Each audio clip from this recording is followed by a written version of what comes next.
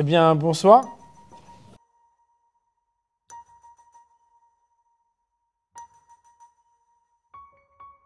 Et merci d'être présent avec nous.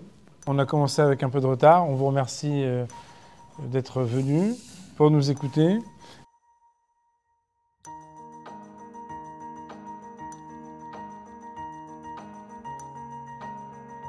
Et je peux vous dire que nous, on est venus pour passer une super soirée parce qu'on est animé par une amitié l'un avec l'autre et aussi une grande amitié pour tous ces jeunes d'Éden à qui on doit cette soirée.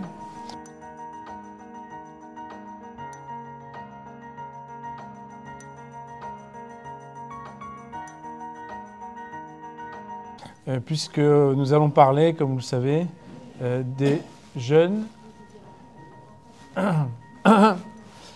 donc des jeunes qui sont à Éden. Le centre Éden, comme Alexandre Heiss le présentera, puisque c'est lui qui le dirige, est un centre donc, pour les autistes adultes. Et on a trouvé essentiel de prendre du temps pour parler de ce que c'est l'autisme, de ce que c'est l'autisme pour les adultes et de la spécificité de cette manière d'aborder la prise en charge des personnes avec l'autisme. Alexandre, je te laisse te présenter. Alors, bonsoir. Il y a quelques visages connus, quelques visages que je n'ai pas vus depuis très longtemps. Je vous remercie d'être là ce soir. Et effectivement, avec le Rav Ben Riem, on aime bien échanger, discuter.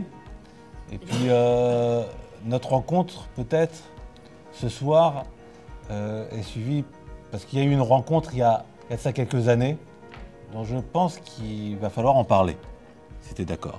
Ah, bien sûr. Quand Rav Ben Riem m'a proposé de parler sur l'association Éden, je lui ai demandé pourquoi. Parce que finalement, depuis 33 ans, je m'occupe de personnes avec autisme, et je dis bien avec autisme, et pas personne autiste. Et je le fais d'une telle manière que parler de mon travail, j'ai trouvé ça incongru, orgueilleux. Et puis, il m'a proposé ce thème, auteur avec un H et autisme. Et je me suis posé la question de quel auteur on allait parler ce soir, parce que peut-être mon lapsus est révélateur. Si je dis passer, c'est que peut-être il faut justement passer ou dépasser une certaine hauteur pour rencontrer l'autisme. Je ne sais pas ce que tu en penses. En fait, en France, où j'ai grandi, mais où vous habitez, le terme d'autisme, il a une connotation qui n'est pas extrêmement valorisante. Indépendamment de la mentalité française par rapport au handicap en général, on ne sait pas comment aborder cette question. Alors moi, je m'excuse auprès des professionnels, puisque je ne suis pas ni psychologue, ni psychiatre, ni neurologue. J'essaye d'être rave, et c'est déjà pas mal. Mais en Israël, je ne sais pas si vous savez qu'on appelle l'autisme les problèmes de tikshoret, de communication. Et c'est très intéressant parce que la communication, elle commence à l'extérieur de soi. Et là où les autistes sont très forts, les personnes avec autisme sont très fortes, c'est dans l'intériorité. Et je pense que pour parler de hauteur, il va falloir qu'on parle de la dimension très intérieure de la vie de ces personnes qui ont une richesse extraordinaire. Peut-être en introduction, d'accord.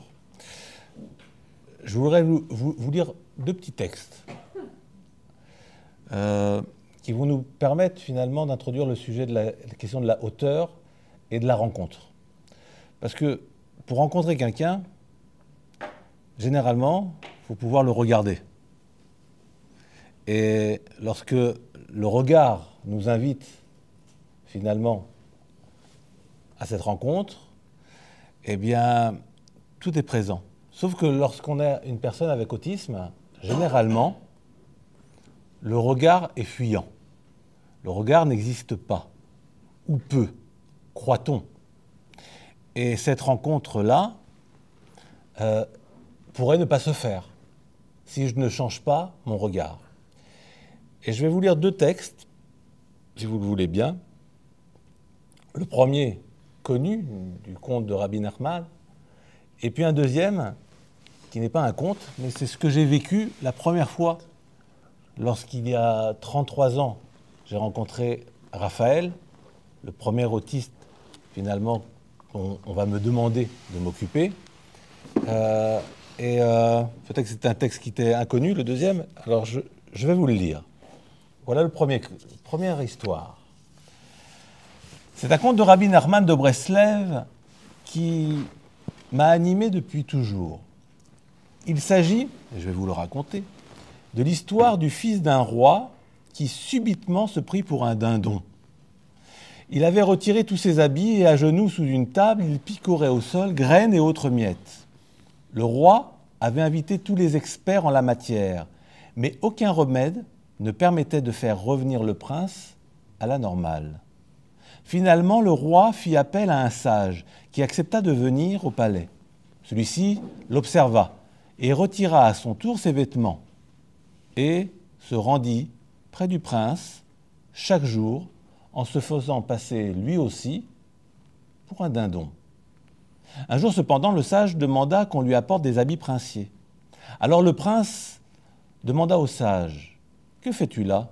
Le sage lui répondit « Rien n'interdit à un dindon de mettre un habit de prince. Veux-tu essayer ?» Le prince dindon accepta. Le temps passa, et alors que les 2 complices continuaient, malgré les habits princiers, de picorer sous la table, le sage se fit apporter un plat chaud et raffiné sous la table. « Que fais-tu maintenant ?» demanda le prince qui se prenait pour un dindon. Le sage lui dit « Rien n'interdit à un dindon de manger autre chose que des miettes et des graines. Veux-tu essayer ?» Le prince accepta et mangea. Plusieurs semaines plus tard, le sage quitta le dessous de la table et prit le repas qui lui était servi sur la table, assis normalement sur une chaise. Rien n'interdit à un dindon de manger à table et de s'asseoir sur une chaise, se dit le sage à haute voix. Le prince essaya. Au bout de quelques mois, à force de porter des habits princiers, de manger comme un prince, le prince dindon redevint ce qu'il avait toujours été, un prince. Ce conte-là me fait penser finalement à ce que j'ai appris de la deuxième histoire que je vais vous raconter, qui est une histoire qui est personnelle, de finalement une petite fille qui a 10 ans au moment des faits et qui va sans doute, elle ne le sait pas, m'apprendre ce que je n'ai jamais appris dans un livre de psychologie ou de psychiatrie. C'est une petite fille de 10 ans qui va me l'apprendre et j'ai écrit un petit texte sur une expérience personnelle. En 1993, souvenir brutal de cet étudiant que j'étais, bardé de mes fiches récitant Tustin, Melzer, donc des spécialistes de l'autisme, tout en guettant sur le quai de gare l'arrivée du jeune Raphaël. Raphaël partait pour la première fois sans ses parents dans une colonie de vacances ordinaire. Mais lui ne l'était pas. Il était autiste.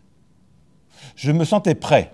Cette arrogance, cependant, allait se jouer pour moi comme un boomerang.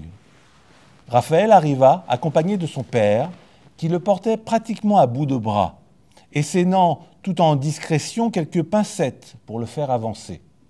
Raphaël s'assit à mes pieds, les index enfoncés dans les oreilles, ruminant un bout de plastique dans la bouche, tout en émettant des cris aigus. Le père me donna quelques directives, nous accompagna jusqu'à nos places, embrassa son fils qui se cachait sous le siège dans une attitude de repli et me salua en exprimant toute l'admiration qu'il me portait de faire ce métier. Je n'ai pas osé alors lui poser la question de quel métier parlait-il. Le groupe, la colonie, était déjà parti depuis quelques jours. Cette colonie avait, sous l'élan du psychiatre Maurice Assouline, intégré depuis plusieurs temps des personnes avec autisme. Ce fut pour moi mon plus long voyage, mon plus long moment de solitude à deux. Il était là, gesticulant, hurlant, se débattant pour attraper les bouteilles d'eau des autres passagers. Et moi, j'étais là, perdu, effondré, à multiplier les sollicitudes, les demandes, les ordres à son égard, sans pour autant qu'il y ait de réponse. En moi se confondaient des sentiments de violence, de dégoût, voire de peur. Soutenir le regard des autres, soutenir mon propre regard de ce moment où nous touchons à notre intériorité, à cet intime qui se cache derrière l'intime, sans pouvoir le nommer, si ce n'est dans un travail d'analyse que je me permettrai de faire bien plus tard. L'arrivée en gare fut pour moi le seul point de recours. J'avais envie de hurler au secours. Mais j'étais rentré en mutisme, épuisé, vidé. Je sortis du train tout en portant Raphaël sur les épaules et tel un sac, je le déposais à mes pieds. Il avait repris sa position, les jambes croisées à l'infini, les oreilles bouchées, les yeux tournillant dans le vide. C'est alors qu'un attroupement de jeunes gens sortis de je ne sais où était venu chercher Raphaël. Le directeur me salua de la colonie tout en me disant que si le trajet n'avait pas été long, j'allais exposer mes faits d'armes, mais il me coupa en me disant « Finalement, c'est un voyage classique avec un petit gars comme Raphaël. » Eh oui, très classique. Pendant les 3 semaines de colonie, je n'eus de cesse que de regarder comment les autres enfants intégraient Raphaël, comment chacun d'entre eux trouvait le moyen d'être avec lui, et comment lui oubliait de temps en temps de fermer ses oreilles. Là, devant moi, il y avait quelque chose qui se jouait, qui s'organisait, mais aussi s'improvisait au gré des rencontres et des moments. La cuisinière, le directeur, les animateurs, les enfants, tous donnaient à voir quelque chose de ce qui allait pour moi être un point fondateur à la création de Éden. Et voilà qu'à un moment donné, une petite fille de 10 ans, Raphaël avait des très très beaux cheveux. Il a toujours de très très beaux cheveux. Et tous les matins, j'essayais, à ma manière, de brosser ses cheveux.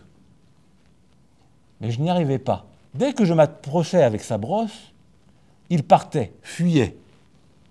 Et voilà qu'une petite fille, comme je vous l'ai dit, âgée de 10 ans, allait m'apprendre mon métier. Elle s'assit à côté de Raphaël et simplement en étant juste à côté de lui, commence à lui brosser les cheveux. Vous me direz, quelle était la différence entre elle et moi?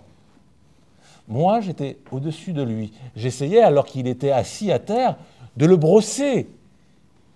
Elle était assise à côté de lui.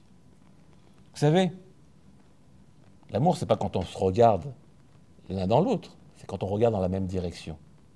Maud Manoni, qui était psychanalyste et psychologue, a dit un jour, parfois la thérapie, c'est simplement s'asseoir sur un banc avec quelqu'un et regarder dans la même direction. Et en fin de compte, c'est ce que, à Éden, on essaye de faire. Se mettre à ce niveau-là. Et donc, auteur et autisme, pourquoi j'ai choisi ces 2 textes-là, finalement, c'est pour vous faire comprendre que le premier élément, c'est de peut-être tomber de notre propre auteur pour aller les rencontrer. D'abord, c'est des récits qui sont magnifiques, qu'il faut d'ailleurs digérer. Alors moi, je peux raconter, par exemple, que le monsieur qui est à côté de moi, je vais l'appeler Mordechai, parce que pour le coup, je le fais descendre de sa hauteur, de rave. Je l'ai rencontré, après lui, il pourra dire comment il m'a rencontré. Gare à toi. Il n'y a pas de problème.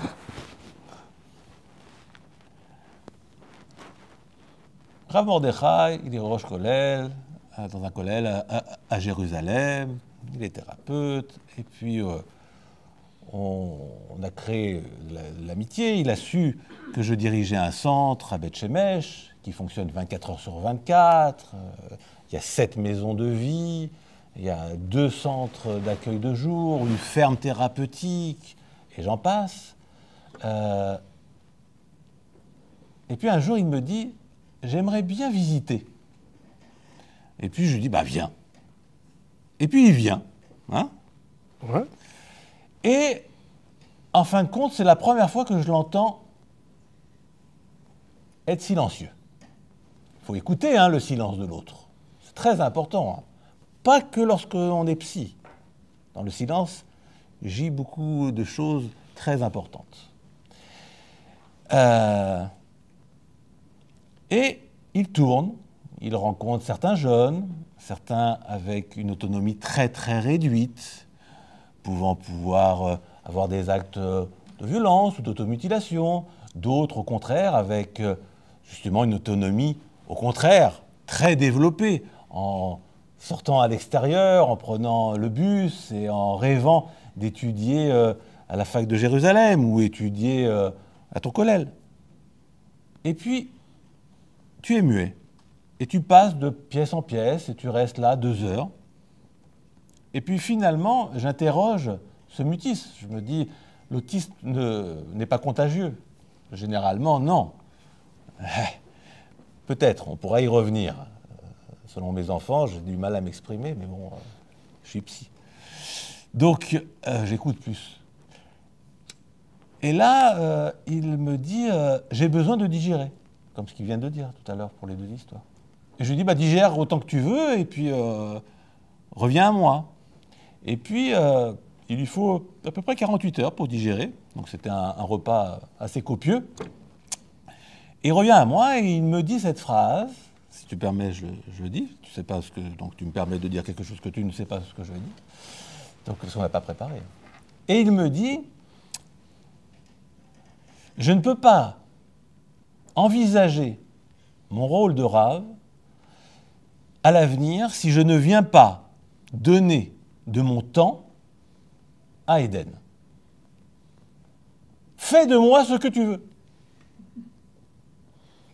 Je lui dis, d'accord, tu es prêt à quoi? Et il me dit, je peux faire la serpillière, la spongia en hébreu, cuisiner, ce que tu veux. Et là, je lui dis, bah écoute, puisque tu es Rav, autant utiliser tes compétences. Et là, naît un lien fort, pas qu'avec moi, mais avec certains jeunes du centre, certains avec une autonomie très très réduite, et d'autres, au contraire, qui sont capables de pouvoir penser et avec 4 conversations en même temps. Et je retrouve finalement Rav Mordechai être avec un autre Mordechai qui, lui, n'arrête pas de tourner autour, peut parfois même enlever son pantalon.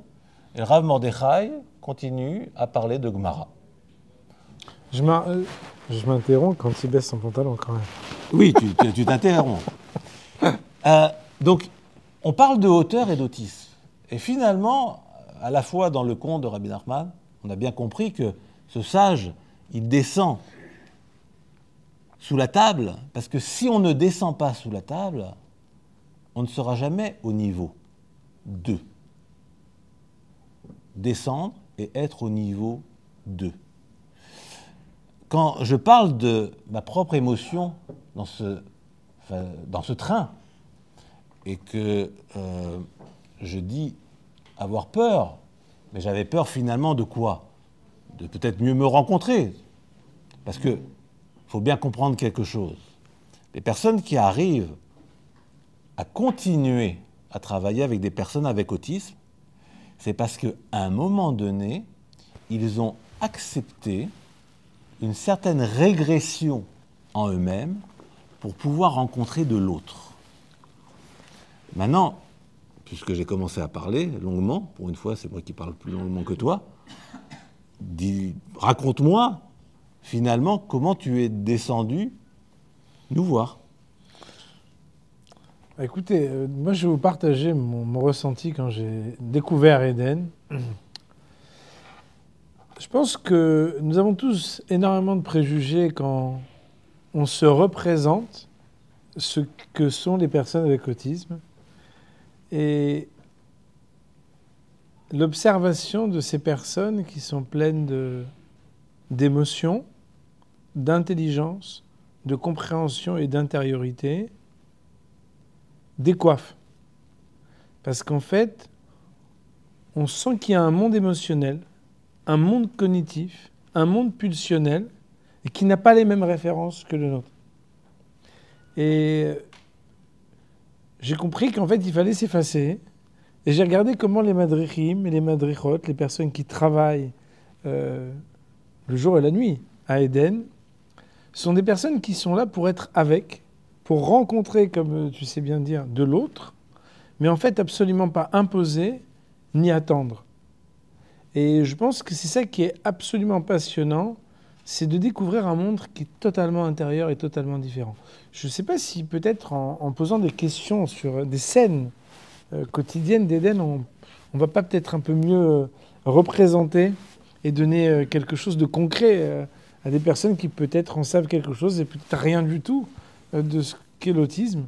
Je pense à des scènes en particulier, si tu es d'accord, Oui. juste pour illustrer un peu, parce que on ne parle pas d'extraterrestres, quoi.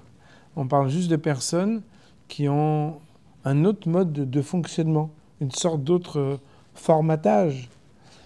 D'ailleurs, juste peut-être avant de commencer, est-ce que tu peux expliquer, Alexandre, à moi-même et à toutes les personnes, pourquoi on parle de trouble ? Est-ce que c'est une maladie ? Est-ce que c'est quelque chose qui est depuis la naissance ?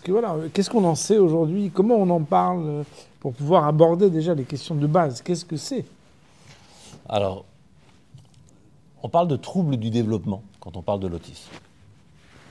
Maintenant, c'est très difficile de répondre à la question « qu'est-ce que l'autisme ?» J'ai presque envie de vous dire, aujourd'hui, il y a autant de définitions qu'il y a de formes ou de personnes avec de l'autisme.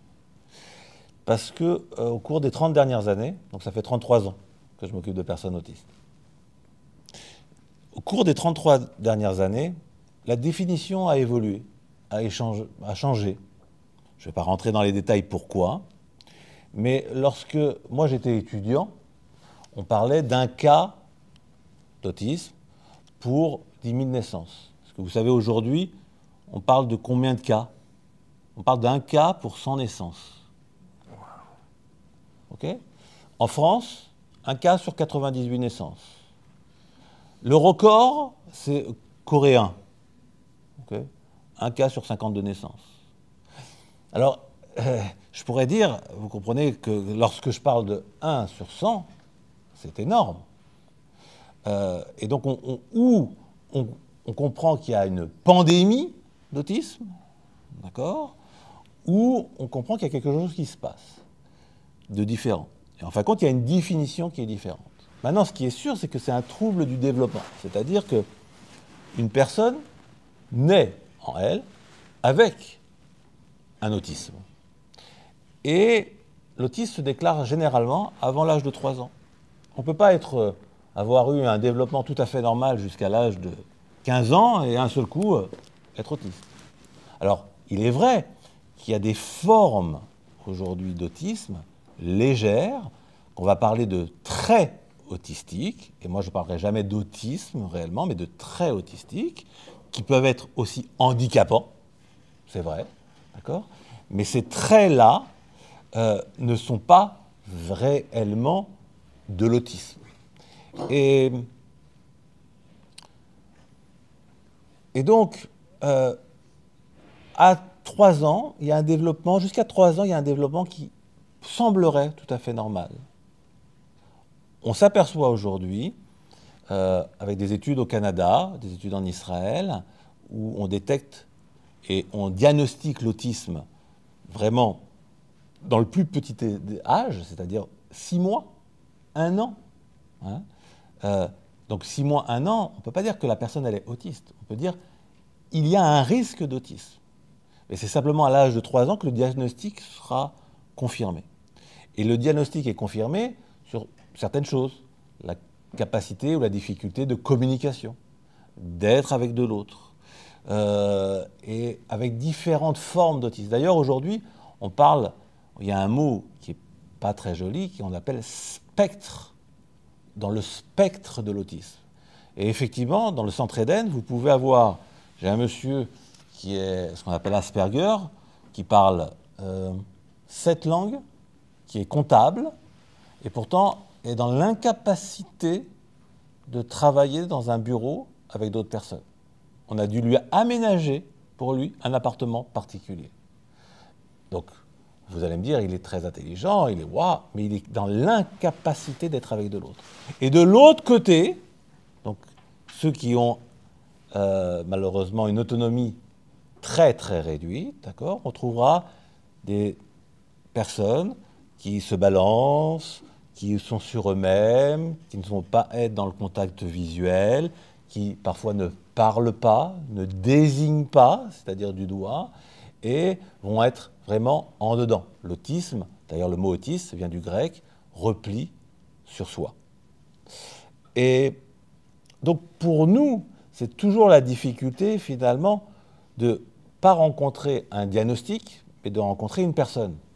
Parce que vous comprenez que lorsque je rencontre Raphaël, moi dans ma tête, j'ai tous les critères de ce qu'est un autiste. Mais jusqu'à ce que cette petite fille finalement brosse les cheveux de Raphaël, je n'ai pas rencontré Raphaël. Le seul moment où je rencontre Raphaël, c'est finalement lorsque j'observe cette petite fille en train de lui brosser à son niveau. Alors peut-être, Alexandre, il faut quand même que tu nous expliques, parce que le paradoxe entre le fait d'avoir un centre où plusieurs personnes vivent les uns à côté et avec les autres, et en même temps que quelque part, la difficulté de chacune de ces personnes, c'est justement de pouvoir rencontrer les autres, et donc encore plus, de rencontrer des personnes qui, entre guillemets, sont neurotypiques, et qui, elles, essayent de les accompagner, de les aider, leur permettre de se développer. Finalement, est-ce qu'on ne vient pas les enquiquiner quand on les reçoit dans un endroit où ils ne sont pas juste seuls, chacun avec soi-même? C'est sûr que c'est une question voilà, volontairement un peu provoque pour qu'on puisse mieux sentir en fait l'enjeu de cette rencontre et de cet accompagnement. Howard Buten, qui est un écrivain qui a écrit « Quand j'avais 5 ans, je m'ai tué », pour ceux qui connaissent ce best-seller, qui était aussi clown, le clown Buffo. J'ai eu la chance d'apprendre avec lui énormément. Et j'ai eu la chance aussi d'habiter, lorsque je me suis marié, j'étais son voisin de palier. Et donc, lui, il avait le centre Adam Shelton, et nous, en France, on avait le centre Le Silence des Justes, que vous connaissez.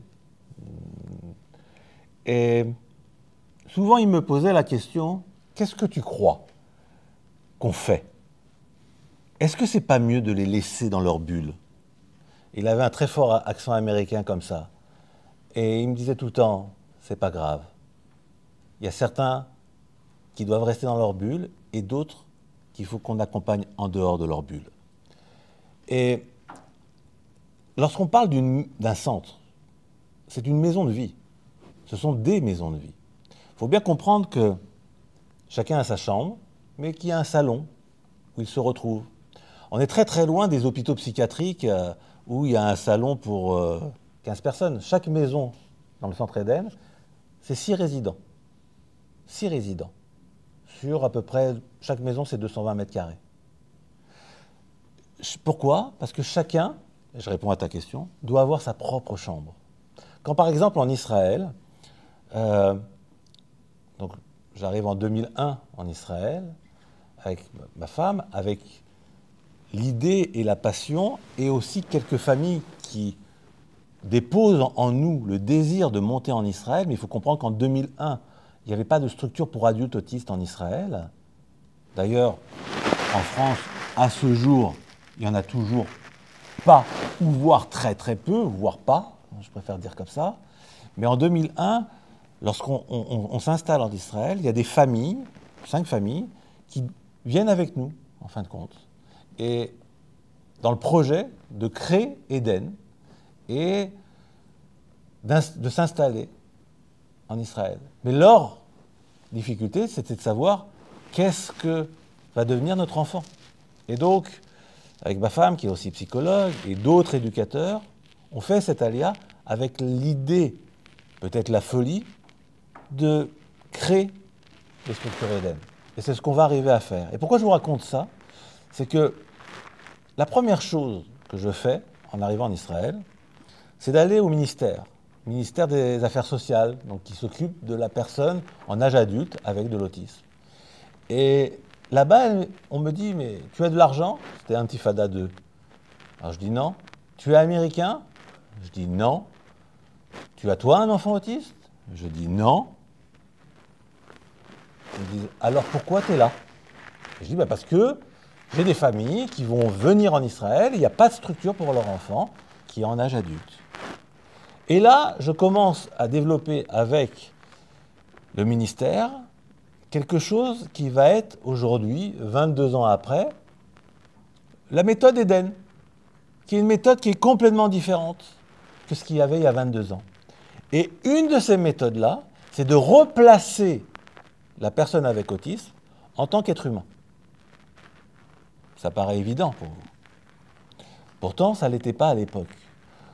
Il faut quand même savoir que l'autisme, et pourquoi la France et l'Europe ont un tel retard sur la prise en charge de l'autisme, il faut savoir que la reconnaissance de l'enfant autiste, c'est que dans les années 60, 70, 80. Où étaient les personnes autistes avant? Eh bien, je vais vous dire où ils étaient. Ils étaient en hôpital psychiatrique. Psychose infantile, c'est ça, hein, Psychose infantile.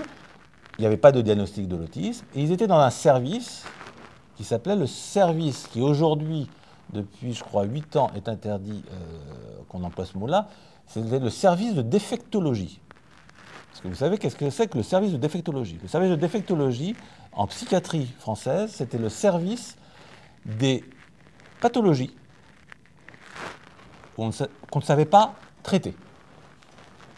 Une maman, une fois, qui aujourd'hui a fait son alia, maman de Robin, m'a dit, mon fils est en hôpital psychiatrique en Corse, en secteur fermé, dans le service de défectologie. Et elle me dit, est-ce que vous entendez ce que j'entends?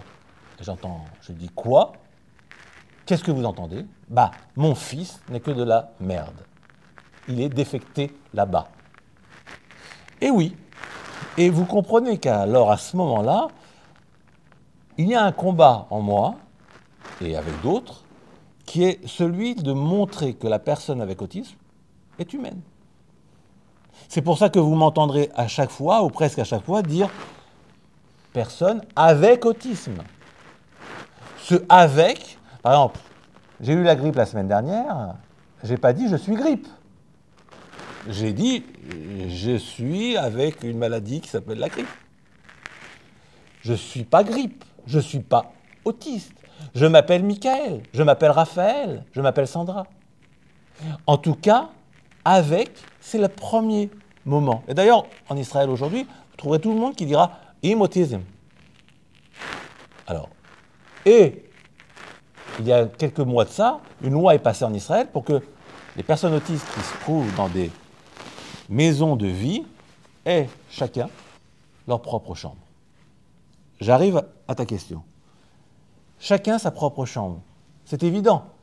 On parle de maisons de vie pour toute la vie. C'est-à-dire que notre vocation est de les accompagner jusqu'à 120 ans, ou eux vont m'accompagner à 120 ans, parce qu'il y en a qui sont plus jeunes. Donc chacun doit avoir sa chambre. Maintenant, on doit arriver dans leur difficulté d'être avec les autres, de créer un environnement, une atmosphère, d'accord, qui leur permet d'être avec les autres. Et lorsque nous venons, neurotypiques, à venir à les regarder comme ça, eh ben on doit apprendre parfois à les regarder différemment. Certains à les toucher, d'autres à ne pas les toucher. Et en fin de compte, mon métier est assez extraordinaire. Chaque jour, je dois réinventer mon métier. À chaque fois qu'il y a une personne nouvelle qui rentre au centre, je dois réinventer tout mon métier. Parce que je ne sais pas comment je vais rencontrer cette personne-là. Comment je vais rencontrer ce nouveau Raphaël? Est-ce que je dois m'asseoir à côté de lui? Est-ce que je dois lui laisser son environnement? Des fois, ça va me prendre 2 jours, des fois 1 mois, des fois des années. Mais c'est merveilleux, hein, parce que à chaque fois, il nous faut réinventer. Alors, est-ce que ça serait pas mieux qu'ils restent dans leur famille? Est-ce qu'il serait mieux qu'ils restent dans leur famille? Alors, Howard Butten, il écrivait, justement, dans un petit livre qu'il a écrit pour les enfants sur l'autisme, d'accord, ces personnes qui ne viennent pas d'une autre planète. Je vous invite à le lire parce que je pense que c'est encore plus adressé pour les adultes. Il dit la chose suivante. Il dit, finalement, un autiste dans une famille, c'est comme si vous aviez une fanfare nuit et jour. Est-ce que l'on pourrait vivre avec une fanfare qui tape et qui fait du bruit toute la journée et toute la nuit? D'autre part, j'ai presque envie de vous dire que comme tout à chacun, il est très important qu'ils aient leur propre autonomie, qu'ils aient leur propre lieu d'accueil. Bien évidemment, le lien avec la famille est ultra importante et elle doit être intégrée dans justement la prise en charge. Mais je pense qu'il est primordial pour les personnes avec autisme, comme pour chaque enfant, à un moment donné, de sortir de la maison familiale pour pouvoir devenir une personne autonome, indépendante et vivre par lui-même, pour lui-même. Lorsqu'il y a certains jeunes, comme on les appelle, qui, à ce coup, il y a une maman qui m'a dit « Ah, mais vous avez repeint sa chambre en jaune. » J'ai dit « Oui, parce que c'est la couleur préférée de votre fils. » Je ne l'ai jamais su. Comment nous, on l'a su? Parce qu'on a remarqué qu'effectivement, il allait plus vers toutes les choses jaunes et qu'il y avait quelque chose dans le jaune qui, lui, le calmait.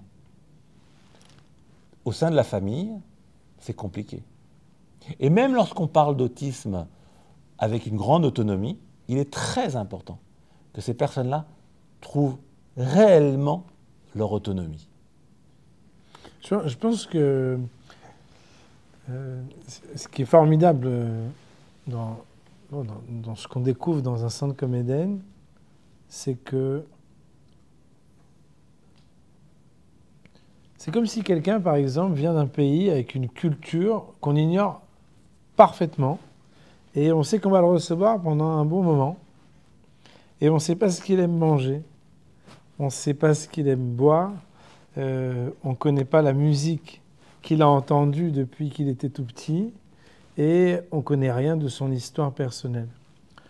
Il me semble qu'on s'attache énormément, quand on ne connaît pas le monde de l'autisme, aux symptômes, aux dérangements, aux difficultés d'intégration et de communication, alors que au Centre Eden, en fait, on s'intéresse à eux. Et moi, je suis passionné de cette observation qui est faite, puisque en fait, vous n'avez pas eu des détails, mais ils ont des ateliers de musique, de poterie, ils ont la piscine. Tout, vidéo, Krav Maga, équation, etc. Ils font tout. Mais en même temps, c'est dans ces situations où l'évaluation, elle n'est pas typique, parce qu'ils ont la possibilité de développer et d'exprimer leur personnalité, qu'on apprend à les découvrir. Je vais vous donner un exemple. Moi, par exemple, chaque semaine, donc, je vais d'un endroit à l'autre à Eden, puisqu'il y a plusieurs maisons, et puis il y a un jeune que je ne descends voir dans une pièce où il est là-bas à se détendre, parce qu'il a besoin d'être seul, en enlevant mes lunettes par précaution, pour uniquement lui dire « Bonjour, comment ça va? Comment ça se passe pour toi aujourd'hui ?» Il me répond, il ne me répond pas d'ailleurs. Des fois, on peut chanter, des fois même on peut danser, et des fois pas du tout. Je m'assure juste qu'il a entendu que j'étais là. Et quelque part, c'est sa personnalité. c'est ce qu'il est. Et en fait, c'est comme si chacun il avait le droit. Il y a des rencontres. Voilà, j'illustre parce que je pense que ça vous fait aussi peut-être faire une petite visite. Eden, c'est un endroit qu'on visite, mais qu'on doit visiter de manière intelligente. Par exemple, il y a un jeune que j'ai l'occasion et le plaisir de rencontrer, dont l'expression est un rire.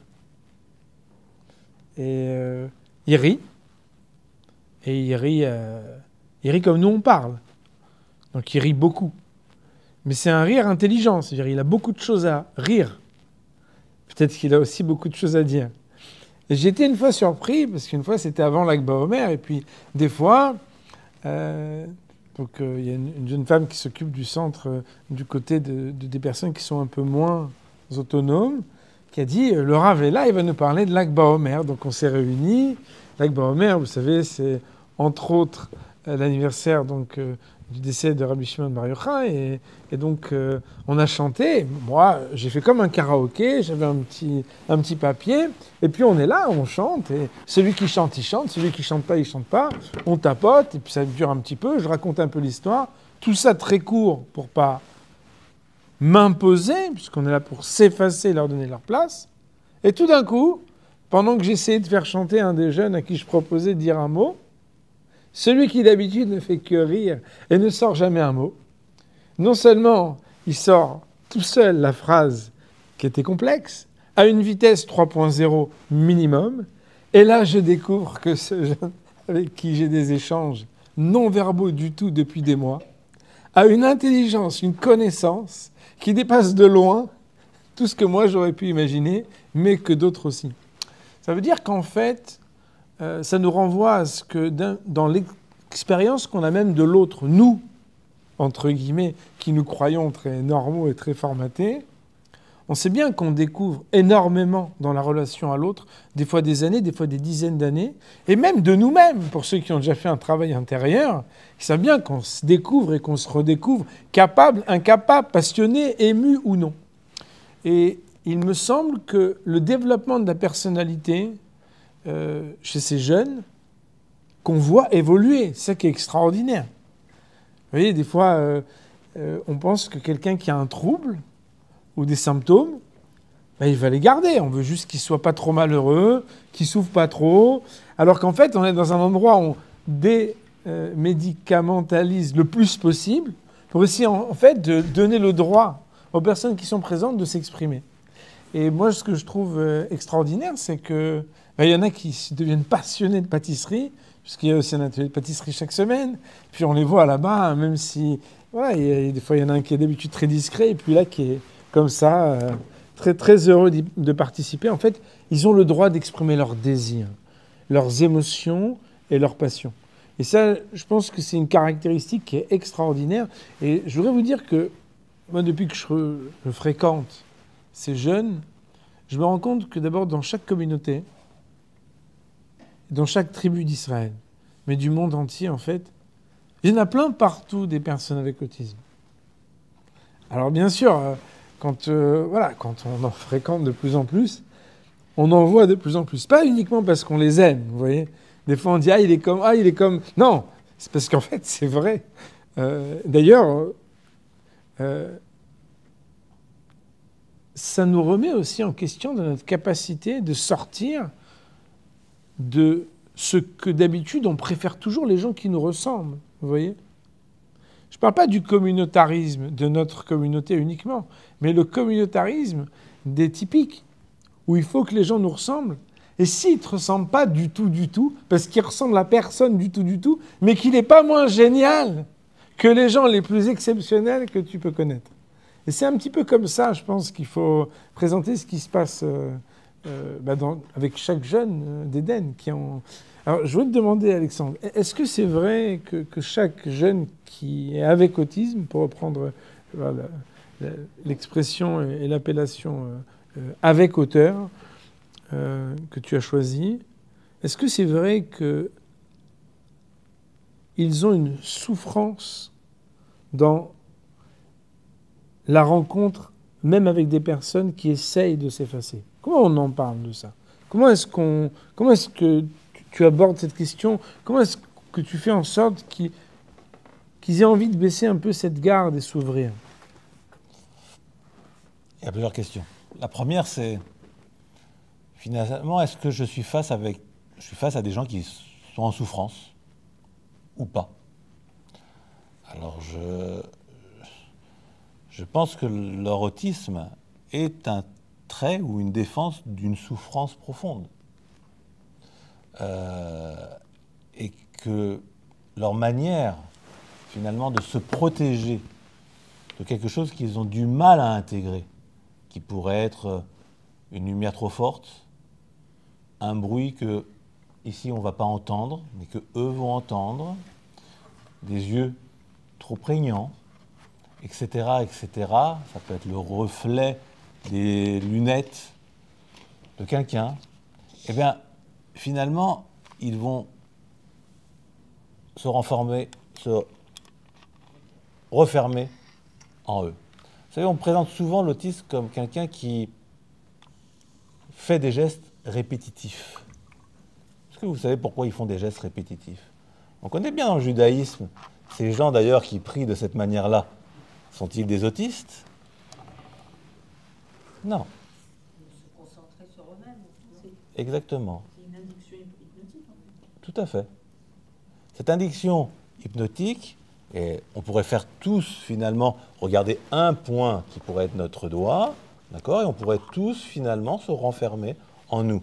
Et je pourrais être comme ça, et puis si je me concentre vraiment sur mon doigt, faire en sorte que le seul monde qui existe pour moi à ce moment-là, c'est mon doigt. Est-ce que tu accepterais de raconter ce que tu as écrit sur l'attentat dont vous avez été, toi et un des jeunes témoins, et avec Au clair de la lune, c'était ça, non?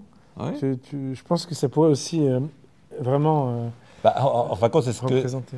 Alors, oui, je peux le raconter. Parce qu'en fin de compte, c'est ce que j'ai appris finalement peut-être de l'autisme à ce moment-là. C'est-à-dire comment me renfermer à un moment donné.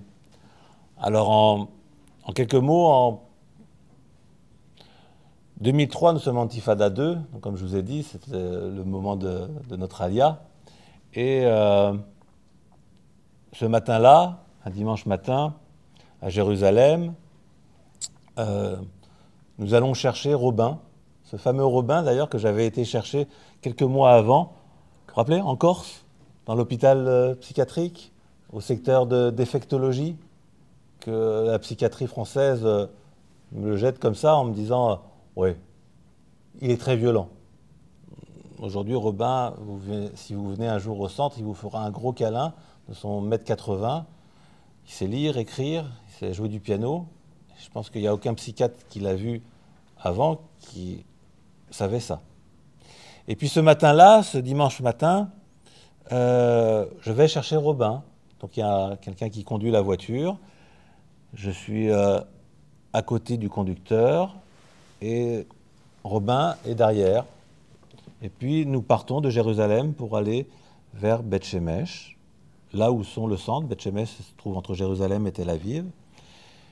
Et le bus de la ligne 14 explose suite à l'attentat d'un kamikaze, attentat qui fera 8 morts et une trentaine de blessés.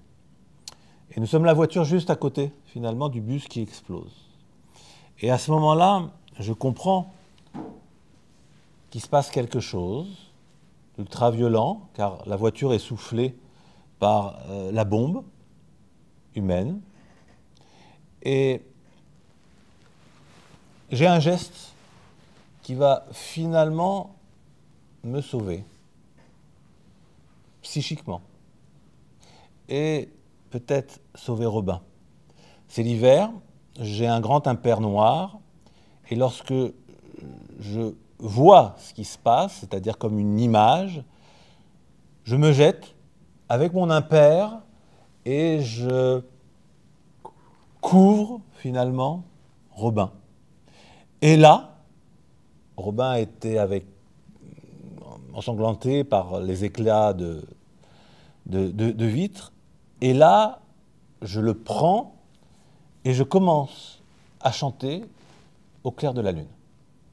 à tue-tête. C'est la première chose qui m'est venue là, à ce moment-là.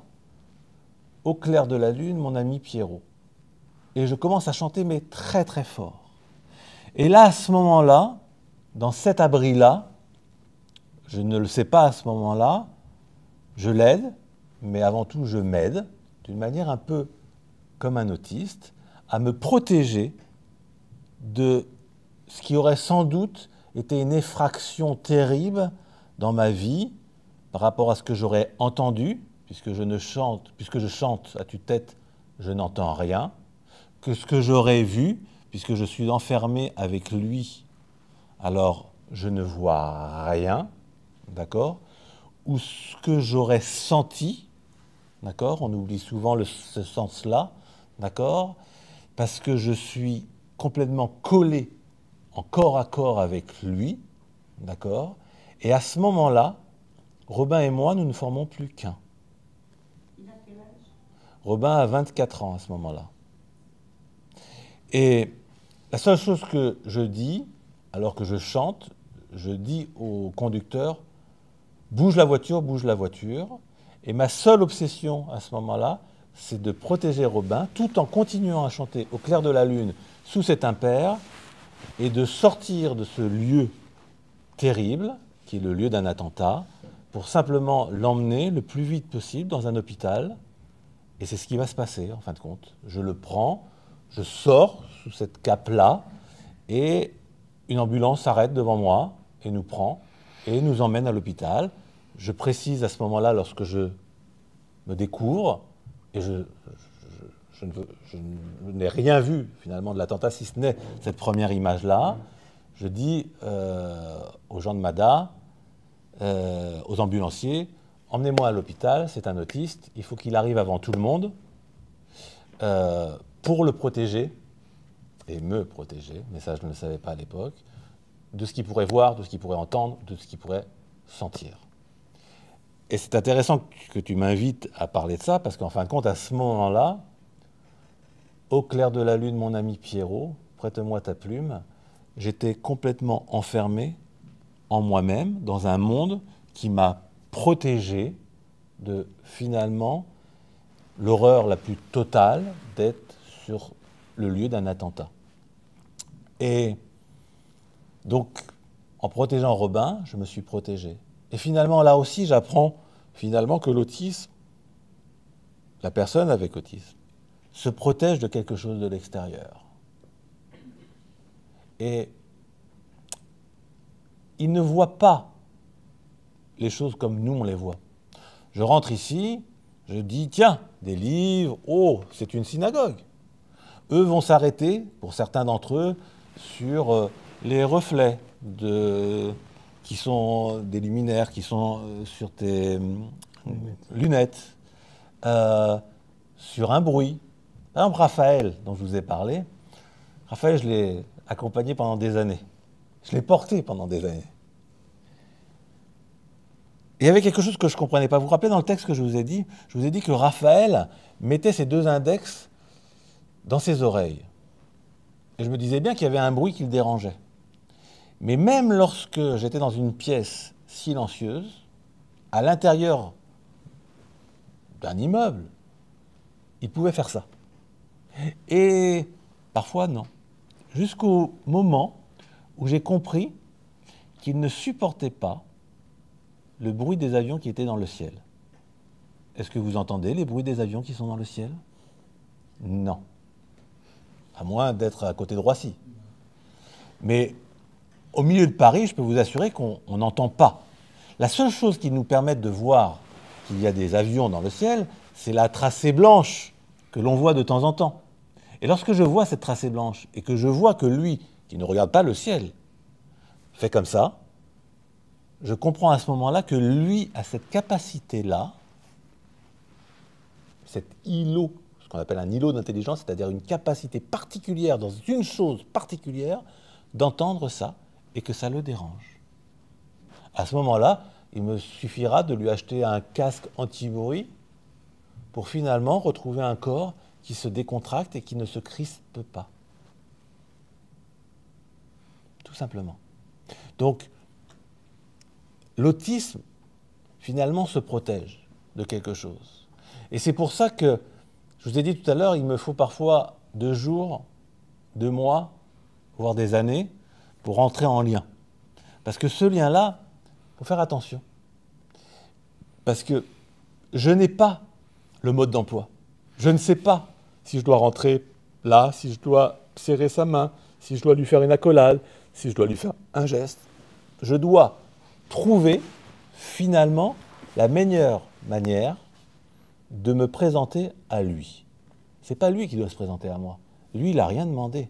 Effectivement, il aurait pu être l'enfant sauvage, d'Auvergne. La première fois qu'il y a une description de l'autisme, on l'appelle l'enfant sauvage. C'est un, je sais pas si c'est un conte, du XVIIIe siècle. On raconte en Avignon qu'on a trouvé un jeune homme, enfant, qui présente certains critères, qui crie, qui griffe, qui ne peut pas supporter les habits. C'était pas un Marocain, il était bien en Auvergne. Ah, il n'était pas marié avec une Marocaine, c'est ce que je voulais dire. Donc, non. Et finalement, c'est la première description de quelque chose qui pourrait ressembler à de l'autisme. Comment, si j'avais été face, finalement, à cet enfant sauvage, comme on l'appelle dans la littérature, comment je l'aurais abordé? Je ne le sais pas.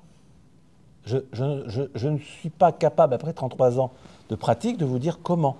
Par contre, je sais comment je me serais présenté à lui tout doucement.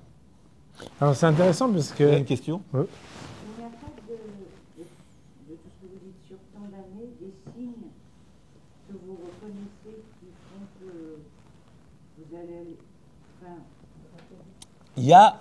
des signes un peu similaires Il y a effectivement, d'accord, des manières, on arrive, après 33 ans de pratique, à reconnaître des chemins qui seraient plus faciles à emprunter. Maintenant, on n'est pas sûr de nous. Donc, je reste prudent. Parce que finalement, auteur et autisme, finalement, ça doit nous... Ça serait quoi notre conclusion? On n'est pas à la conclusion, on peut continuer toute la nuit à en parler, c'est ma passion, donc je peux vous en parler toute la nuit. C'est quel rapport on a à l'autre d'une manière générale? Vous savez... Je veux raconter, parce que Alexandre ne le dit pas, mais en fait, notre collaboration et notre amitié, elle était plus sur des cas cliniques de thérapie personnelle ou de thérapie de couple. Et au fur et à mesure que se sont tissés des liens de plus en plus forts, un jour, je dis, mais c'est bien ton activité secondaire, c'est pas ton activité principale, la thérapie personnelle, puisque Alexandre reçoit à Jérusalem en thérapie personnelle. Et j'étais toujours très impressionné par les approches, la réflexion, la méthode. Bon, il n'aime pas que peut-être je dise trop ses qualités comme ça, mais... Et je lui ai dit un jour, mais donc si c'est seulement secondaire, j'aimerais bien voir ton activité principale. Et il m'a fait comprendre qu'en fait, la clinique qui le forme le plus, c'est ce centre extraordinaire. Mais quand on voit que finalement, il n'y a pas une méthode, mais il y a le fait d'être capable justement de se dire que l'engagement, c'est de proposer, de créer un lien d'une manière et avec une personne dont on ne sait rien de comment, et même s'il va se passer quelque chose, après, dans le monde de l'autre, avec un grand A, mais qui est beaucoup plus minuscule que la hauteur et la profondeur et la complexité du lien avec une personne avec autisme, l'approche, elle est beaucoup plus facile, elle est beaucoup plus simple. Et je me rappelle que les premières fois où je venais à Eden, donc le projet, moi je l'ai nommé pour moi At Ptachlo. At, c'est le prénom, le deuxième donc prénom personnel, la deuxième personne au singulier féminin. At Ptachlo, c'est l'expression de la Haggadah qui dit ouvre-lui. Et nos Chachamim nous disent normalement, on dit At Pitrilo, toi au féminin, ouvre-lui à celui qui ne sait pas poser de questions la bouche, ou Atat Iftachlo au masculin, et on met le pronom et la forme verbale au masculin. Et donc le commentaire, c'était de dire qu'en fait, si tu sais te faire celui qui reçoit comme une femme, alors tu pourras, même si tu veux être l'homme qui est à l'écoute de celui qui est à côté, capable d'inspirer et qu'il ait envie de te dire quelque chose, de te questionner. Les premières fois où je venais, je dis mais c'est quoi mon objectif? Qu'est-ce qu'il faut que je fasse? Et en fait, Alexandre essaie de m'expliquer qu'en fait, parler d'objectif, quand on vient essayer de donner la place pour pouvoir être celui qui va rentrer en lien avec quelqu'un dont on ne sait pas ce qui va se passer, c'est un non-sens. Parce qu'en fait, il faut être ensemble. Et être ensemble, c'est accepter de découvrir ce qu'on ne sait même pas qu'on va découvrir. Et c'est ça qui est, en fait, exceptionnel et qui, selon moi, est la plus grande hauteur de ce que les personnes avec autisme réinventent, c'est qu'en fait, ils nous permettent de sortir de nos attentes et de nos déceptions humaines. Et on sait bien, chers amis, qu'aujourd'hui, la relation à l'autre, elle est totalement dévisagée. À cause du monde de l'image, on essaie de se représenter qu'est-ce qu'on va faire avec l'autre. Qu'est-ce qu'on va recevoir, qu'est-ce qu'on va donner, comment on va l'apprécier, comment on va être apprécié. Alors qu'en fait, il y a un espace ici qui est magique. C'est un espace où on ne sait pas ce qui va se passer, mais ces personnes-là sont présentes. Et est-ce qu'elles vont s'ouvrir ou non? C'est l'aventure de chaque rencontre. Alors, je ne sais pas s'il y a peut-être des exemples que tu veux raconter de l'arrivée de certaines personnes, de certains jeunes, comment ils ont évolué. Non? Par rapport à la question que la dame a posée, c'est-à-dire si on ne pouvait pas savoir, est-ce qu'il n'y a pas une analyse biologique et la recherche du X fragile déjà très petit pour savoir que c'est l'autisme? Vous posez la question finalement deux choses. L'origine et finalement le diagnostic. D'accord? Alors, l'origine de l'autisme, on ne la connaît pas. On parle aujourd'hui de quelque chose de multifactoriel. Lorsque je vous dis ça, je ne vous dis pas grand-chose. Alors, bien évidemment, il y aurait peut-être une origine génétique, puisqu'on voit que sur les études des vrais jumeaux, par exemple, lorsque l'un est autiste, à 98%, l'autre est autiste. D'accord? Oui. Mais lorsqu'on parle de faux jumeaux, d'accord, on s'aperçoit bien évidemment qu'il y a un pourcentage bien moindre, qui est autour de 62%, mais il existe quand même. Et pourtant, ils n'ont pas la même ADN. Donc, on ne connaît pas l'origine, mais on sait que c'est multifactoriel. Lorsque je vous ai dit tout à l'heure qu'il y avait eu une définition qui s'était ouverte sur l'autisme, j'aurais été, si j'avais été dans la recherche, dans l'idée d'effacer finalement le mot autiste pour recentrer sur des symptômes bien précis, différentes pathologies, d'accord, qui nous auraient permis de faire des recherches plus ciblées. Vous parlez de l'X fragile. L'X fragile répond pour un petit pourcentage, effectivement. L'X fragile, c'est un chromosome, une anomalie dans un chromosome, d'accord, qu'on a trouvé chez un certain nombre de personnes qui présentaient des troubles autistiques, mais très peu. C'est quelques pourcentages qui ne permettent pas d'expliquer finalement la globalité. Aujourd'hui, le diagnostic qui se fait sur des symptômes, il y a des items qu'on connaît aujourd'hui, qu'on peut faire dès l'âge de 4 mois, 6 mois, pour trouver effectivement qu'il y a un terrain à l'autisme. Il faut bien savoir que dans une famille, malheureusement, lorsqu'il y a une personne qui est autiste, il se peut, ce qui nous permet de dire qu'il y a une problématique génétique, il se peut, à un grand pourcentage, qu'il y ait d'autres enfants qui puissent développer des symptômes dits autistes. Et ces items-là, par exemple, quand un bébé est trop sage et qu'il pleure jamais, vous savez qu'un bébé, ça doit pleurer. Et quand il est trop sage, c'est pas bien. Quand un bébé sursaute ou répond pas à son prénom, je ne vais pas vous faire tous les items, mais il y en a près de 60 qui permettent aujourd'hui de voir très rapidement si on est face à un terrain qui pourrait nous dire qu'il risque d'y avoir un développement autistique plus tard. Je ne sais pas pourquoi ça a tellement augmenté en nombre. Parce que la définition, selon moi, parce que la définition a changé. Et le diagnostic, il y a plus de diagnostics, D'accord? Avant, il n'y avait pas de diagnostic d'autisme. Et vous savez, en médecine, il y a des médecins ici? Personne? Ouais. Alors, combien, dans toutes les études de médecine, on a parlé de l'autisme? Je pense que très peu. C'est une ou deux journées en 7 ans d'études. Donc, voilà.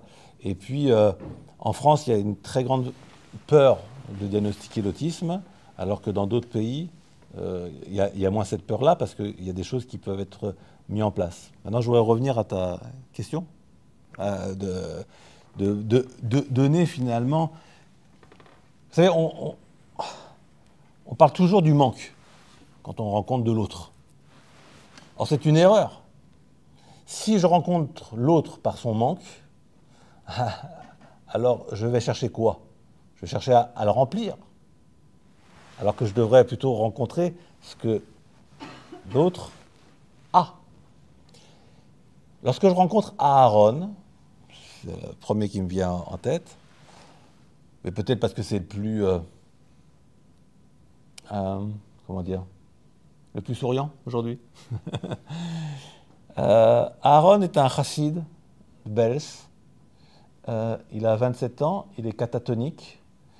Il a toujours été diagnostiqué autiste depuis l'âge de 2 ans, mais autiste d'un certain niveau. Il avait acquis une certaine manière de parler.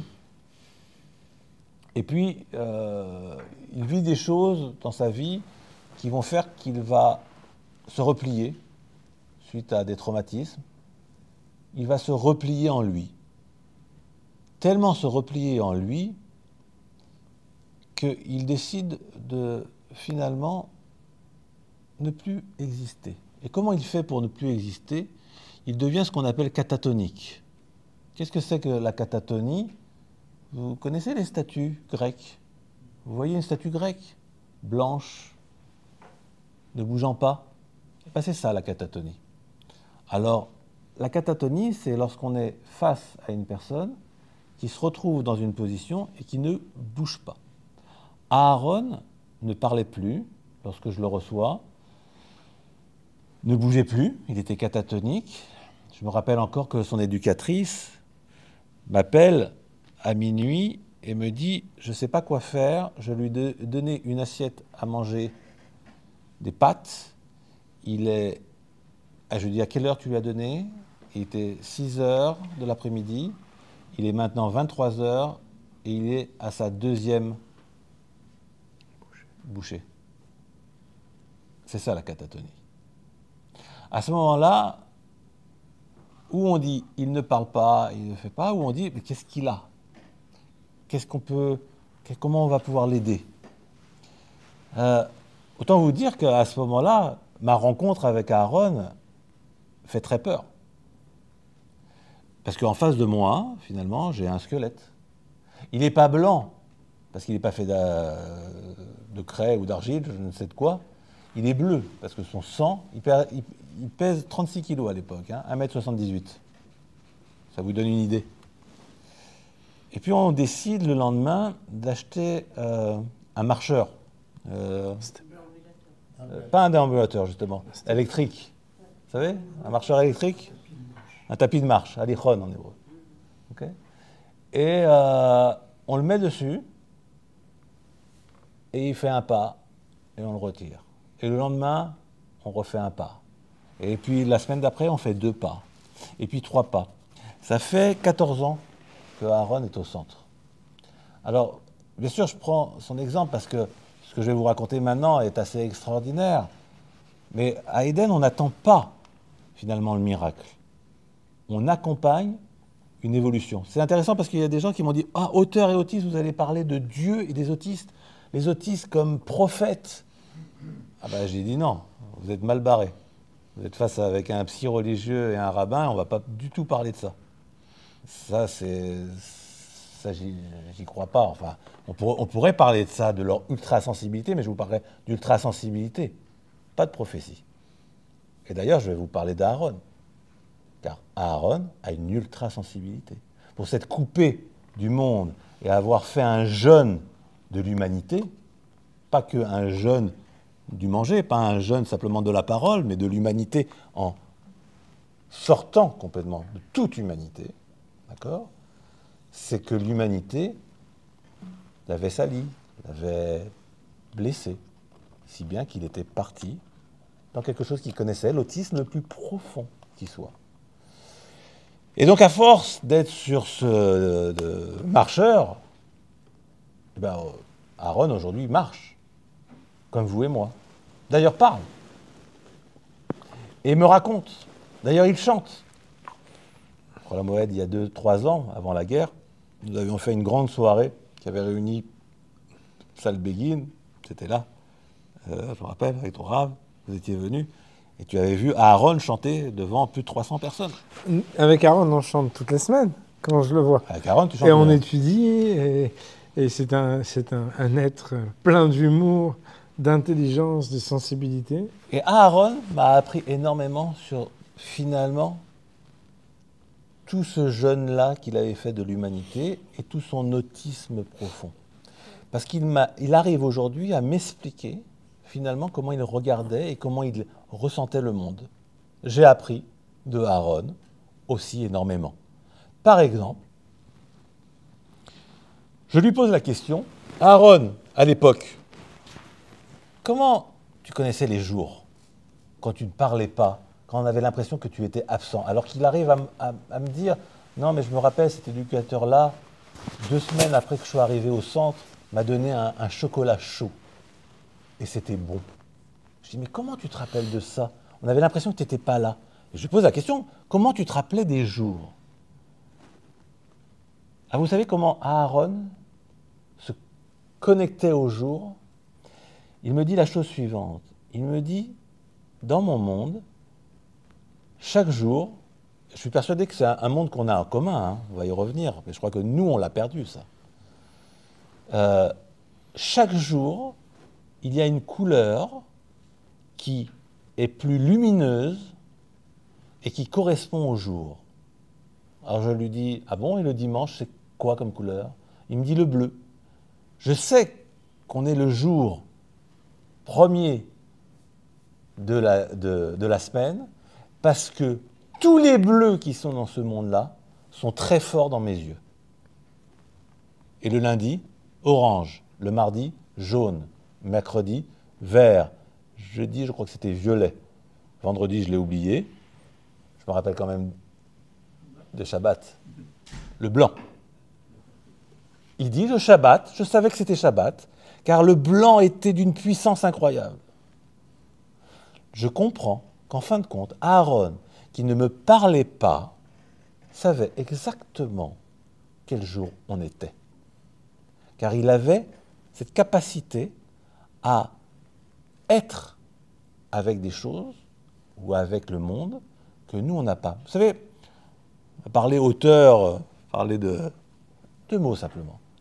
Ils ont des capacités car ils sont parfois certains. Je ne ferai jamais de globalité. Jamais vous m'entendrez dire tous les personnes avec autisme sont.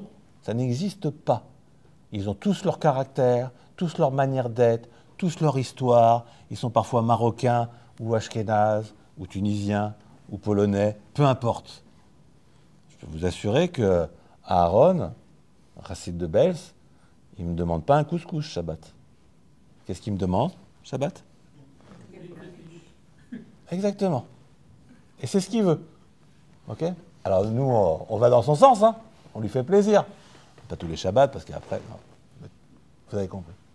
Et en fin de compte, Aaron me permet de penser le monde différemment. Et j'ai par exemple Robin. On a parlé de Robin tout à l'heure. Vous vous rappelez celui que j'ai été chercher en Corse? Je vais vous raconter une petite histoire pour illustrer ce que je dis. Une fois, il y a un reporter qui vient pour une émission israélienne, une chaîne, sur notre méthode Eden. Et il y a un caméraman qui est là. Et en tant que bon caméraman, il se tait. Et pourtant, il nous entend parler français, et lui, il ne dit pas mot. Je ne connais ni le journaliste, ni le caméraman. Et puis voilà que le caméraman et le journaliste part. Je les raccompagne à la porte, un peu plus loin, et Robin se met sur la barrière et dit « Bonjour Bruxelles !» Et le caméraman se retourne, il dit « Mais comment il sait que je suis belge ?» Waouh! C'est un prophète. Non, ce n'est pas un prophète. C'est autre chose, des prophètes. Il y a des écoles, mais enfin, sans doute que les écoles de prophètes à l'époque ont dû apprendre des autistes une certaine manière de faire. Hein, il y avait des écoles pour... Comment il a fait? Eh bien, écoutez, je ne sais pas, sauf que je sais que Robin a un sens comment dire en français? Télépathique. Ouais. J'ai mon beau-père dans la salle. Là, par exemple, je vais lui raconter une histoire. Je ne sais même pas s'il est au courant. Une fois, Robin, d'accord, ma femme, donc sa fille, pensait à sa grand-mère, donc à sa maman.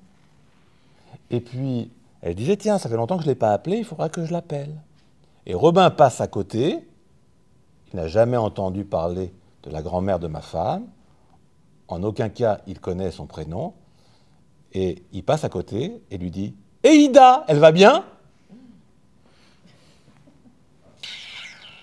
Waouh, prophète ou pas prophète? Non. Une sensibilité particulière qui leur permet parfois d'être en nous. Alors, je ne vais pas l'appeler Baba Robin, d'accord? Mais il a quand même cette capacité-là d'être en moi ou dans l'autre. Et c'est assez particulier, mais j'aurais presque envie de vous dire que si on était à l'école des prophètes ou à l'école des Robins, d'accord, on serait peut-être tous capables d'avoir ce sens-là, comment on dit, télépathique, ok, qui nous permettrait finalement de comprendre et d'écouter quelque chose qu'on n'arrête pas de ne pas écouter. Il faut quand même penser que notre cerveau, vous savez que on dit que notre cerveau, il marche à 15%. C'est une idiotie. Si votre cerveau marchait à 15%, on aurait un grave problème. On aurait des aphasies, on aurait des problématiques très très compliquées. Non, non. Notre cerveau fonctionne à 100%, mais il n'y a que 15% de notre cerveau qui fonctionne en même temps. Ça ne veut pas dire que notre cerveau ne fonctionne pas entièrement. D'accord? Et imaginez que pour eux, aujourd'hui, il y a, justement, je me tourne vers vous, des recherches sur l'imagerie cérébrale qui nous permettent de voir que lorsque moi, neurotypique, je reçois une image, mon cerveau réagit en faisant 1, 2, 3, 4, et que M. Robin, quand il reçoit cette image-là, son cerveau fait 1, 2, 3, B, C, 4. Ah, un seul coup, il y a autre chose, une autre partie, d'accord, qui a été allumée dans son cerveau et qui lui permet d'être télépathique. Je suis arrivé à le dire. Souvent, on me pose la question si je suis parent d'une personne avec autisme. La réponse est non, d'accord. Et j'ai pu ressentir, lorsque j'étais un jeune accompagnant, d'accord, cette angoisse. Tout à l'heure, j'ai parlé du train. J'ai dit que ça a été le plus long séjour que j'ai jamais fait dans un train parce que j'ai l'impression que ça a duré une éternité. Pourquoi? Parce que le regard des autres, comme s'il y avait quelque chose de sale, comme il y avait... Alors, je comprends que ça peut déranger, je comprends, mais je vous remercie de cette question-là parce que finalement, c'est qui doit s'habituer à qui? C'est-à-dire, quelle part de l'humanité doit s'habituer et accueillir l'autre part, qui ne correspond pas finalement à une norme. Et on est malheureusement dans des époques tellement de plus en plus normatives, qui d'ailleurs nous propulsent vers d'autres extrêmes, d'accord, mais qui fait que finalement celui qui est différent n'a pas sa place. Et lorsqu'on a quelqu'un avec de l'autisme qui ne peut pas s'empêcher de crier, qui est peut-être son mode d'expression, ben je vais vous dire, moi je pense que c'est au CAAL, c'est-à-dire à l'Assemblée, d'intégrer ce cri-là comme une parole. Et si on ne le fait pas, et si malheureusement, je vais vous raconter l'histoire de Mordechai par exemple. Mordechai, dont le Rav Mordechai étudie avec lui, a 60 ans. Alors la maman de Mordechai, nous on accueille ce jeune homme lorsqu'il a... Je me demande qu'il a 60 ans. Il a 60 ans aujourd'hui, d'accord, et quand on l'accueille, il a 48 ans. Depuis l'âge de... donc on est à une époque où il y avait très peu de structure. Sa maman, elle est rescapée de la Shoah, et elle décide depuis l'âge de 14... que Mordechai a 14 ans, de s'enfermer avec lui. C'est une pas belle histoire. Mais je vais vous la raconter parce qu'il s'enferme avec lui, et cette maman-là qui va nous confier à un moment donné son enfant, parce que justement, pour elle, on a su accueillir sa manière d'être, me raconte la chose suivante. Elle me dit, à 14 ans, Mordechai a eu un très grand traumatisme. Je lui dis lequel. Nous étions à la synagogue en bas de chez nous, et le Rav, que je connais très bien, a demandé à Mordechai de sortir, parce qu'il faisait trop de bruit. J'ai décidé de ne plus revenir à la synagogue, chez ce Rav-là. Et c'est une question. C'est-à-dire, effectivement, je peux comprendre qu'il ait pu gêner le cas. Mais en tant que juif, et au-delà de ça, je vais vous dire en tant qu'humain, mais après 33 ans d'expérience, la différence, j'ai su l'intégrer, quelle qu'elle soit, sans jugement et avec une acceptation de la personne. Et je pense que dans mon métier, qui est être psychologue et directeur d'une structure et psychologue, je suis dans l'obligation finalement d'accepter la personne en tant qu'être avec toutes les différences et toutes ses manières d'être. Toute personne. Pas simplement celui qui fait tout, mais aussi celui qui viendrait avec des cheveux orange, ou qui viendrait sans chapeau, ou qui viendrait... Parce qu'en fait, ils ont aussi chacun une phrase, un geste, un bruit, un objet qu'ils tiennent, et c'est à découvrir en fait. Moi, je pense que, pour répondre à votre question, bah, c'est notre travail, finalement, qu'il soit avec nous. Et je sais qu'il y a une très grande différence entre la France et Israël, puisque j'ai 10 ans de pratique en France et 23 ans en Israël. Et je sais qu'en France... on les met de côté. On est mis de côté, on est regardé, on est... Alors qu'en Israël, il y a une meilleure intégration, finalement, de la différence, même si on est parfois enfermé aussi dans des choses en Israël, mais dans ce qui est de l'autisme, en tout cas, et la différence de l'handicap, il y a quelque chose qui me permet, moi, d'accord, de dire que là-bas, il y a une intégration et un regard qui se porte vers la différence de l'handicap, qui est plus ouvert, et voilà, c'est bien. Moi, je suis qu'une journée par semaine à Eden. Et en fait, l'expérience fait que dans toutes les synagogues ou dans toutes les sociétés, en fait, on rencontre des jeunes et des moins jeunes qui ont des troubles et des difficultés. Je pense que le sens dans lequel il faut aller, c'est de ne pas s'adresser à une personne en lui disant qu'elle est différente. Il n'y a pas très longtemps, je suis rentré à la piscine et puis il y a un jeune qui, dans une phrase extrêmement intelligente, disait « Qui c'est qui ne paye pas le bus à 100% ?» Et il donnait, écoutez bien, 19 ans et 11 mois de moins que la date à laquelle il parlait, pour dire qu'en fait, ceux qui n'avaient pas 20 ans, ils avaient une réduction, et ceux qui avaient 20 ans, ils n'avaient plus la réduction. Et il répétait à chaque personne qui rentrait, il disait « Vous êtes de quelle année ? Tous ceux qui ne sont pas de telle année, alors ils vont payer le bus sans réduction. Et bon, alors j'ai reconnu des refrains qui sont un petit peu comme ça, l'objet, la phrase, pour appeler ça dans notre langage à nous, le tic de. Et au lieu de regarder exactement comme tu l'as dit, comme un manque, ce qu'il avait dit, parce que bon, les gars à la piscine, on était dans le vestiaire, ils commençaient à se méfier. C'est qui ce gars qui répète les mêmes phrases à tout le monde? Je suis venu et je lui ai dit, moi je suis né en 78, combien je paye le bus? Et là, il a commencé bien sûr à calculer, il m'a dit mais quel mois, etc. Donc il a du coup fait un nouveau calcul pour me dire ma date en hébreu, et toutes sortes de choses très intelligentes. Et en fait, au lieu de l'aborder comme quelqu'un qui était différent, quelque part c'est à nous de nous rendre un peu différents, de venir dire voilà mon nom, ou bien dire c'est comment ton nom, et etc. Ça veut dire de créer ce qui est possible comme lien, mais pas de se placer ni comme plus ni comme moins, mais de se mettre à côté. Voilà. Et c'est des choses qu'on vit dans toutes les sociétés.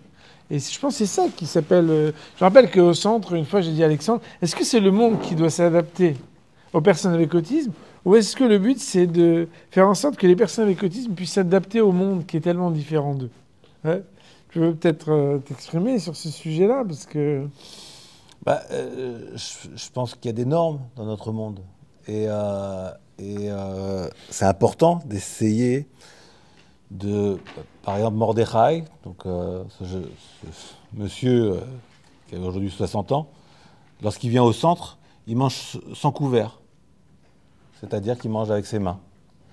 Et que si je veux l'amener au restaurant, parce qu'il aime bien manger, il aime bien les bonnes choses, si je ne l'aide pas à simplement manger avec des couverts, finalement, ça va être très difficile d'être au restaurant. Et donc, on va lui apprendre finalement à manger avec des couverts. Ça nous a mis à peu près 2 ans, d'accord, pour tout simplement lui donner l'expérience d'aller dans un restaurant. Et c'est une expérience très heureuse. Donc, je pense que aussi, une personne, quel que soit l'handicap, doit aussi, comme chaque être humain, avoir des limites, lui permettre, parce que les limites nous permettent de grandir, d'accord? Et donc, si on est hors limite, finalement, on n'a pas de liberté. C'est très intéressant, puisque quand on vient bénévole, moi je suis bénévole au centre, et quand on vient bénévole, on ne veut pas faire de peine, on ne veut pas gêner, on veut essayer de faire comme ceux qui connaissent bien, et en même temps, on veut faire quelque chose. On ne vient pas juste pour regarder. Et j'observais, en particulier, une personne qui est très précieuse au centre, qui s'investit énormément. Comme c'est une personne qui n'aime pas qu'on dise son nom, donc je sais que si après elle regarde, elle m'en voudrait, parce qu'elle est très discrète. Et chaque fois, je voyais que quand les jeunes ne se comportaient pas exactement comme il fallait, je lui disais, vous pouvez venir une seconde, parce que j'arrive pas à le faire sortir. Il y en a un, par exemple, qui adore les puzzles.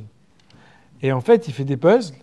Et s'il est dans un puzzle, t'as beau avoir des trucs à faire, il est là, il t'entend pas, il te voit pas, il est dans son truc. En plus, il est très, très mignon.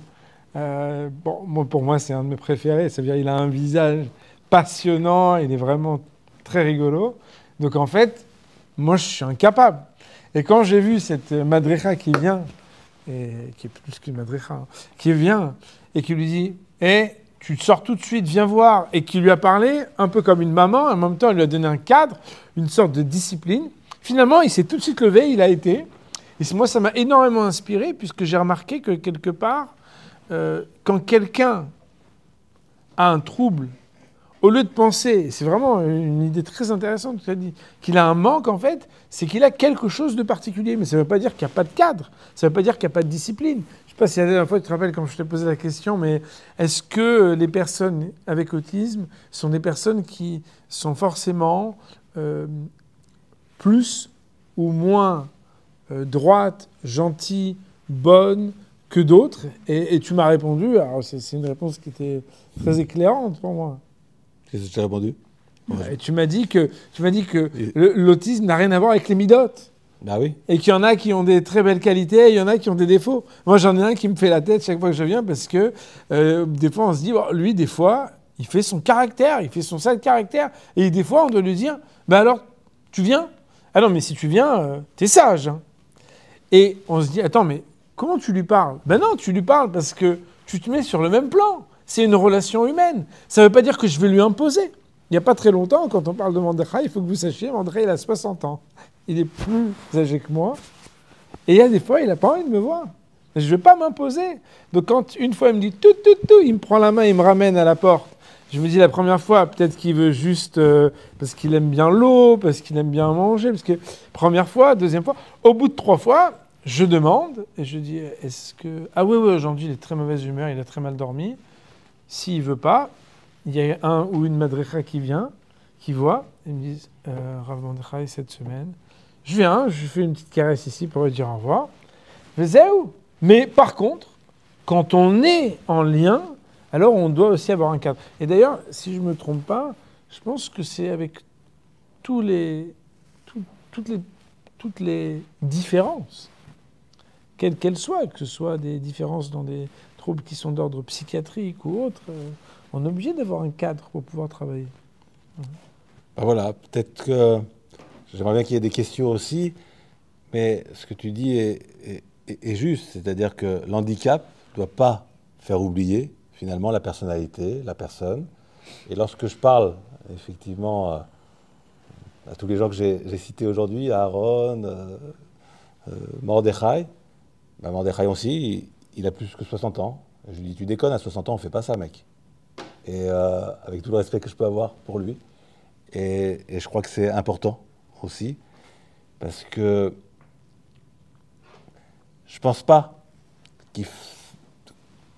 que notre rôle, c'est justement de les accompagner vers quelque chose qui a un point de rencontre. Et peut-être je terminerai sur justement ces phrases-là. Je parle souvent de rencontre, mais si moi, je ne fais pas l'effort, l'autre ne va pas faire l'effort. Et donc, ce point de rencontre, c'est le chemin que l'autre a parcouru et que moi, j'ai parcouru. Chacun a son rythme, et puis c'est un endroit qui change selon le temps et les époques, mais ce n'est pas parce qu'on est porteur d'un handicap qu'on n'est pas avec un certain caractère et qu'on ne doit pas se construire aussi, comme tout à chacun, dans certaines limites. C'est vrai. Moi, je veux dire, j'ai une grande chance de 33 ans que je travaille avec des personnes autistes, et souvent on me demande, mais quand est-ce que tu vas t'arrêter, quoi? Alors, ça je ne sais pas. En tout cas, j'ai une grande chance parce que c'est rare à notre époque de travailler avec des gens qui ne font pas la chanara, qui ne font pas de la médisance. Parce que moi, je ne connais pas personne plus droite, finalement, que les personnes que je côtoie tous les jours. Et j'ai une autre chance, c'est justement de pouvoir dire que chaque jour, on fait le monde. Et je ne connais pas beaucoup de lieux où on travaille, où on peut se permettre de penser et de le faire.